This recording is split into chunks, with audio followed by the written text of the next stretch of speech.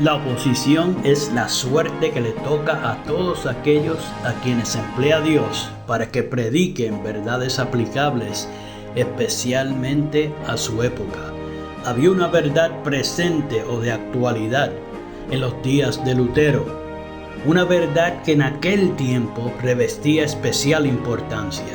Y así hay ahora una verdad de actualidad para la iglesia en nuestros días. Porque el Señor es el Espíritu. A continuación, el programa Restaurando la Verdad Presente. Muy buenos días, mis queridos hermanos, y bienvenidos a su programa radial Restaurando la Verdad Presente. Les habla para ustedes en esta hermosa mañana Jeffrey Mercado. Y tenemos otro tema muy importante para ustedes. El tema en esta mañana lleva por título El que confunde a los creyentes. Y antes de pasar a ese tema, mis queridos hermanos, vamos a ir al trono de la gracia para comenzar este tema con la autoridad del cielo. Así que, mis queridos hermanos, oramos. Buen Dios y Padre eterno, nuevamente nos presentamos ante ti para bendecir y exaltar tu santo y precioso nombre, pidiendo, Padre, tu dirección en la exposición de tu palabra en esta mañana, y que tu bendición sea sobre todos los que sintonicen esta programación. Perdona nuestras ofensas para que no haya obstáculos para la comunión con el cielo y la recepción de tu Santo Espíritu. Bendice, Padre Santo, a tu Grey a través de la ancha faz de la tierra, y prepáranos para lo que pronto se avecina. Protégenos con tus santos ángeles y danos sabiduría para poder conformar nuestro carácter al de tu amado Hijo. En el nombre y por los méritos de tu Hijo amado, Cristo Jesús, lo pedimos todo. Amén. Gracias, Padre. Bien, mis queridos hermanos, reciban todos un caluroso saludo en esta hermosa mañana, y ahora sí entramos en tema. Como les dije, el nombre del tema de hoy es El que confunde a los creyentes, y los versículos de introducción los podemos encontrar en Primera de Reyes, capítulo 18, los versículos 17 y 18, donde dice la santa palabra de Dios. Cuando Acab vio a Elías, le dijo: ¿eres tú el que turbas a Israel? Y él le respondió: yo no he turbado a Israel, sino tú y la casa de tu padre, dejando los mandamientos de Jehová y siguiendo a los Baales. Mis queridos hermanos, en esta hermosa mañana, los que tengan oídos para oír, oigan lo que el Espíritu de Cristo dice a las iglesias que llevan su nombre. En el programa de hoy vamos a repasar la experiencia que pasó el profeta Elías cuando finalmente se presentó ante el rey Acab, y este último le hiciera una acusación en contra del profeta. Ahora, un detalle que tenemos que recordar es que el antiguo pueblo de Israel estaba pasando por un momento de sequía extrema. La misma había sido presentada por el mismo profeta Elías. En Primera de Reyes, capítulo 17, versículo 1, se nos dice: entonces Elías Tisbita, que era de los moradores de Galaad, dijo a Acab: vive Jehová Dios de Israel, en cuya presencia estoy, que no habrá lluvia ni rocío en estos años, sino por mi palabra. Terrible revelación que el profeta profirió ante el rey de Israel, pero que no es de sorprender, pues la nación entera estaba en apostasía, y ésta había sido inducida por el rey e introducida por la esposa pagana del rey. Al apartarse de Jehová y servir a los Baales, se había parado voluntariamente sobre el monte Ebal, o sea, el monte de las maldiciones, más allá de la protección divina. Y esto era lo que iba precisamente a recibir. Como recompensa de su mal proceder, Moisés había registrado lo expuesto en Deuteronomio capítulo 28, los versículos 22 al 24, donde se nos dice: Jehová te herirá de tisis, de fiebre, de inflamación y de ardor, con sequía, con calamidad repentina y con añublo, y te perseguirán hasta que perezcas. Versículo 23. Y los cielos que están sobre tu cabeza serán de bronce, y la tierra que está debajo de ti de hierro. Versículo 24. Dará Jehová por lluvia a tu tierra polvo y ceniza. De los cielos descenderán sobre ti hasta que perezcas. El contexto principal de estas palabras, mis queridos hermanos, era una sequía extrema. La sequía era una señal de la desaprobación de Dios sobre su pueblo, pero a la misma vez era una señal para que enmendaran sus malos caminos y volvieran al único que los podía realmente bendecir, al único Dios verdadero, Jehová de los ejércitos. Ahora, mientras que las palabras de Elías podían ser vistas por algunos como atrevidas y arrogantes, realmente no era así. Pues bien habían nombrado a este profeta del Altísimo, pues Elías quería decir: Jehová es mi Dios. Al comenzar su reprensión y mencionar las palabras en cuya presencia estoy, indicaba que estaba bajo su autoridad, de acuerdo a su voluntad y en representación del Dios Altísimo. Acab, aunque rey de Israel, estaba en total desobediencia al cielo y trabajando abiertamente para el enemigo de las almas, quien lo quería destruir. Por lo tanto, debía escuchar las palabras del profeta, aunque no les gustaran, pues él no venía de su propia voluntad, sino que venía por el mandato de Dios y en el nombre del Eterno. Las palabras que pronunció demostrarían en sí mismas si en efecto él venía de parte del único Dios verdadero o no. Pues al cerrarse las bendiciones de los cielos para un pueblo agrícola como lo era Israel, el efecto se empezaría a sentir rápidamente y la vida de ellos se vería en juego. En la mente del rey apóstata, el causante de todo esto era Elías, pues él había dicho claramente que no habrá lluvia ni rocío en estos años, sino por mi palabra. Por lo tanto, en cierto sentido, Acab lo tomó personal. Su enemigo abierto era Elías, quien siendo israelita no se sometía a las exigencias del rey apóstata. Acab lo veía obrando en su contra, pero no echaba de ver que el causante de todos sus males era él mismo, por andar en abierta rebelión contra el Dios Altísimo de Israel, su gran libertador o redentor.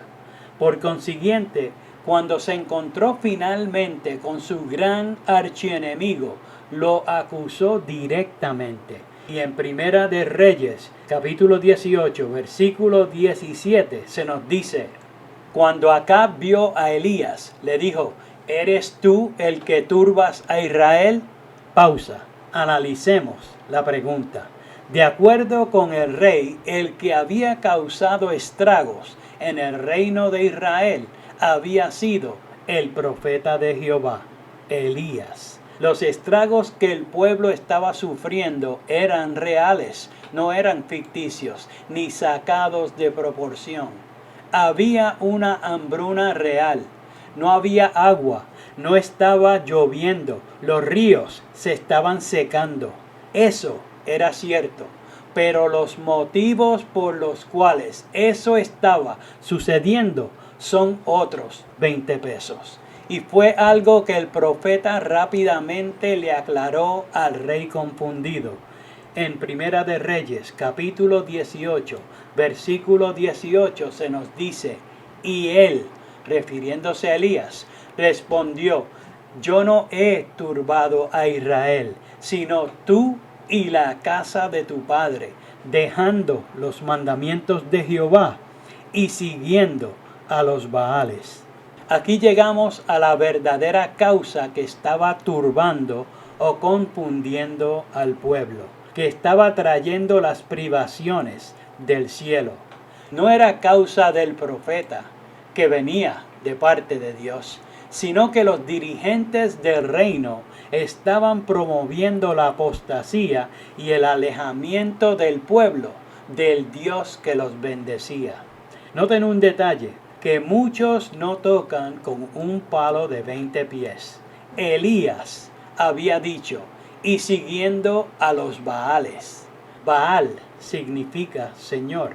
Pero ciertamente entre los paganos se adoraban muchos señores entre sus deidades falsas. El detalle que no quieren que sepas es que entre todos esos señores habían tres principales. Pues en el paganismo se adoraba a una trinidad de dioses o en Trinidad. Aunque tuvieran diferentes nombres, era el mismo perro con diferente collar. Aunque en el relato bíblico solo se menciona a Baal y a Astarte, estas deidades paganas eran parte de una trinidad. Cuando el pueblo apostataba y se alejaba de Jehová, adoraba a los astros del cielo en Trinidad, como hacían las naciones circunvecinas, paganas e idólatras. Lo interesante de todo esto es que lo mismo está sucediendo hoy. El cristianismo apóstata dirigido por el Papa en Europa y el protestantismo apóstata en los Estados Unidos de Norteamérica han confundido a los creyentes con la adoración falsa de la Trinidad. Están adorando dioses ajenos, porque la Trinidad no es bíblica, sino pagana. La obra del diablo mediante su instrumento, la Iglesia Papal, fue cristianizar el paganismo. Es hacer pensar a los que así adoran que lo hacen como si fuera al Dios de Israel. Por tal razón, el único requisito para el Consejo Mundial de Iglesias sigue siendo de que todos los que deseen entrar sean trinitarios. Ahora, esa falsa adoración proviene de la adoración pagana al sol.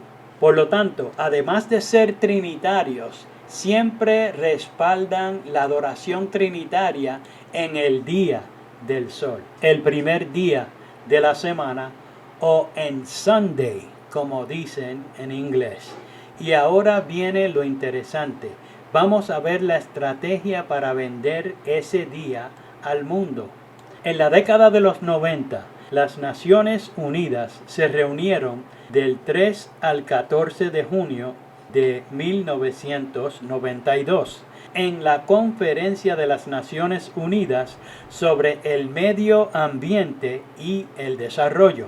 Esta reunión fue en Río de Janeiro, Brasil. Ahí fue donde todo comenzó, por así decirlo, el teatro acerca de salvar el planeta, donde el objetivo era que a nivel global todas las naciones tuvieran que proteger el medio ambiente bajo unas medidas comunes para lograr el mayor bien para los habitantes de este planeta, ayudando a desarrollar las naciones más pobres. Imagínense en eso, mis queridos hermanos, como si realmente hubiera un interés por los pobres. En la siguiente década, el ex vicepresidente Al Gore le vendió al mundo la idea de que estamos experimentando un calentamiento global y la necesidad que había urgente para salvar este planeta. Esto fue mucho antes de lo de Greta la pelúa. Y el mundo se tragó el anzuelo con carnada, la boya y la línea. Le metieron miedo y la gente se lo creyó. Pero ¿cómo lo pudieron lograr? Bueno, mis queridos hermanos, por medio de los desastres naturales, las calamidades que han ido en aumento en las últimas décadas. Ellos se lo adjudican al calentamiento global, mientras otros se lo adjudican al hombre y a su capacidad de controlar mediante los adelantos tecnológicos el clima de nuestro planeta y los terremotos. Aunque para algunos eso suene como ciencia ficción, el espíritu de profecía nos dice que el enemigo lo haría.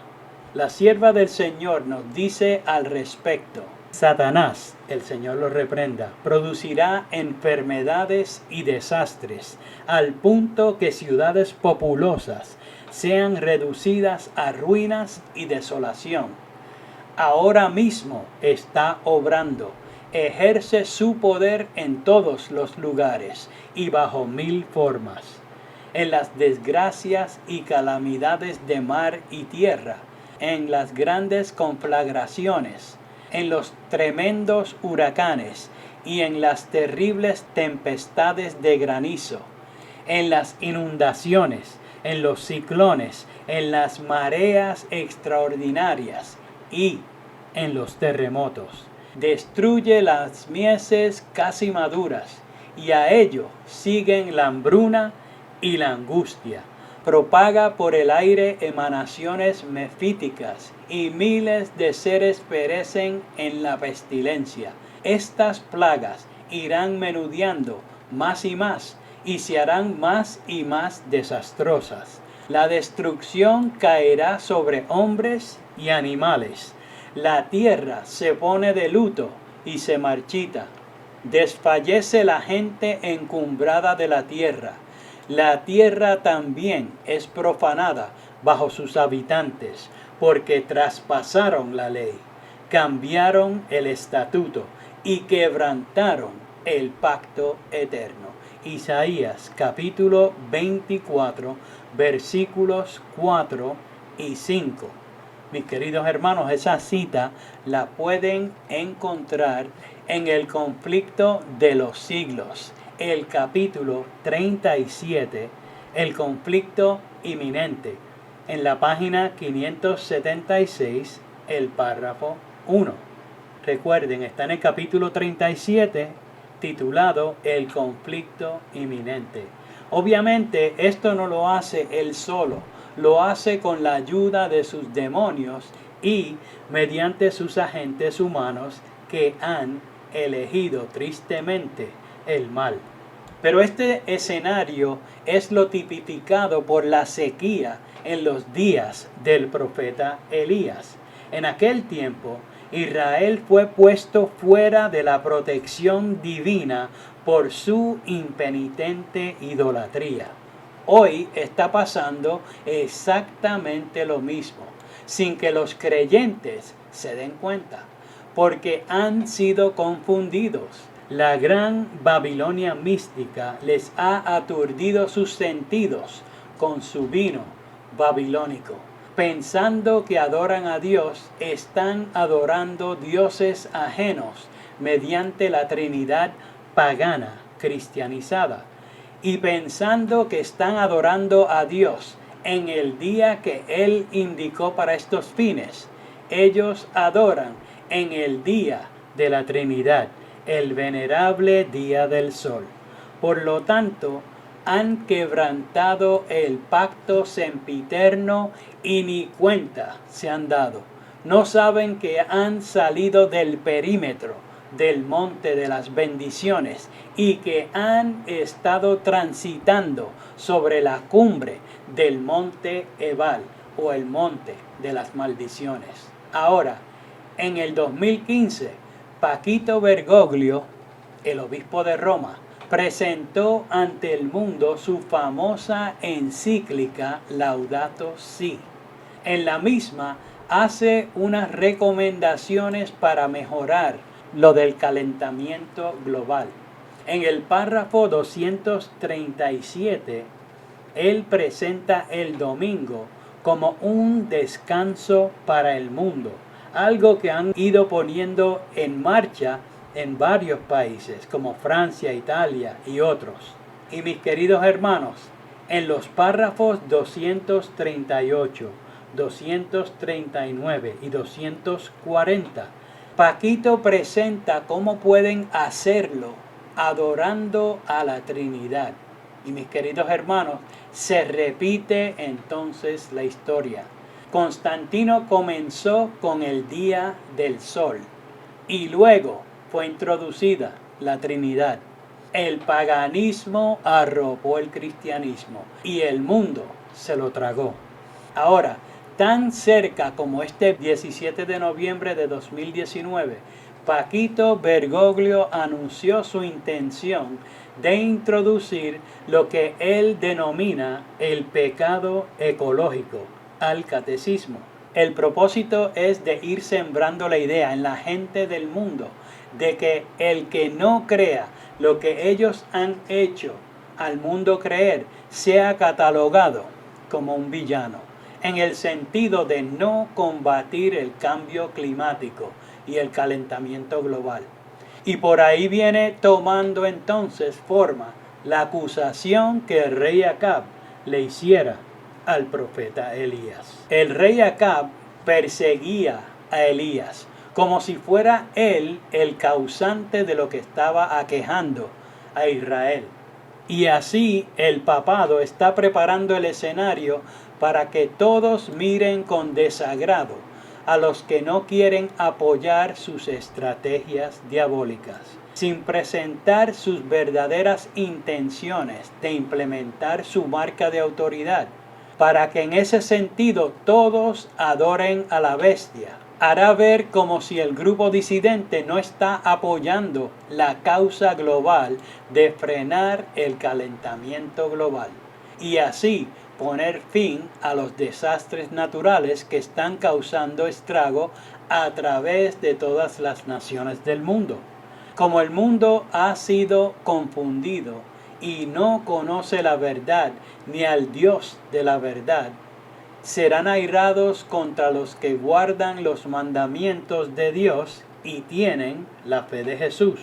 Pensarán que todo lo que está sucediendo es causa por la persistente desobediencia que tiene este pequeño grupo contra el domingo papal. El papado siempre ha sido perseguidor y anhela pronto usar nuevamente su poder para que las naciones hagan su trabajo sucio, pensando que le rinden servicio a Dios, como bien había profetizado Cristo en Juan capítulo 16, versículo 2. Como el mundo se ha tragado todo lo expuesto por el papado y la masonería, seguirá adelante implementando todos los planes ideados para la destrucción del pueblo que realmente le sirve a Dios de acuerdo al criterio divino. La sierva del Señor lo presenta de la siguiente manera en el párrafo que le sigue al que leímos ahorita, cuando dice: y luego el gran engañador persuadirá a los hombres de que son los que sirven a Dios los que causan esos males. Pausa. Esta obra, como ya hemos visto, el enemigo la lleva a cabo mediante sus instrumentos humanos. Esto es lo que venimos viendo en las acciones del Papa de Roma y de las Naciones Unidas. Continúa la cita. La parte de la humanidad que haya provocado el desagrado de Dios lo cargará a la cuenta de aquellos cuya obediencia a los mandamientos divinos es una reconvención perpetua para los transgresores. Y mis queridos hermanos, hacemos una pausa nuevamente. Este es el escenario que se ha visto a través de las edades entre los que sirven a Dios y los que no le sirven, sino que son instrumentos del diablo. Continúa la cita.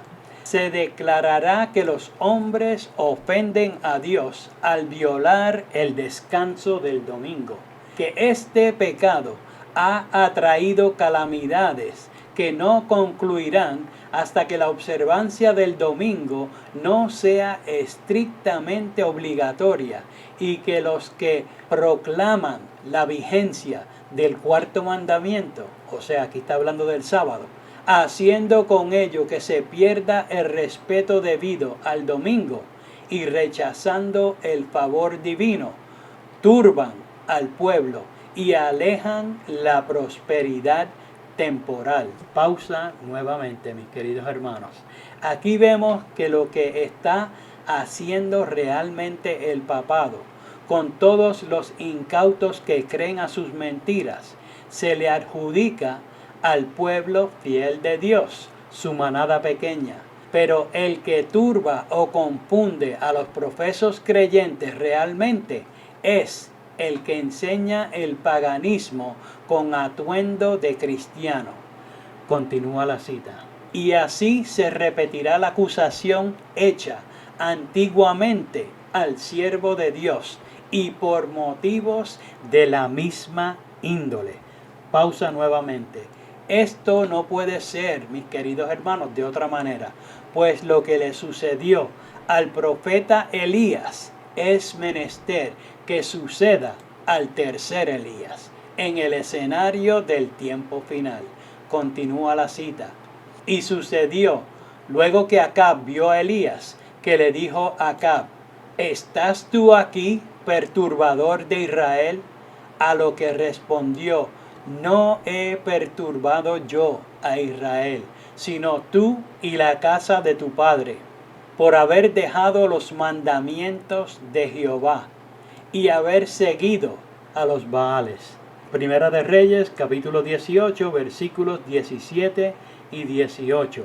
Cuando con falsos cargos se haya despertado la ira del pueblo, éste seguirá con los embajadores de Dios, una conducta muy parecida a la que siguió el apóstata Israel con Elías. Mis queridos hermanos, esta cita la pueden encontrar en el Conflicto de los Siglos, el capítulo 37, titulado El conflicto inminente, página 576, el párrafo 2. Más claro, mis queridos hermanos, no canta el gallo. Por eso el empeño del Papa de crear un nuevo pecado, el pecado ecológico, porque necesita que el mundo vea al pequeño grupo disidente como el villano de la película, pues de esta manera no se cuestionarán sus acciones malévolas, ni verán su verdadera intención, sino que actuará libremente con el apoyo de los que creen sus historietas del abismo.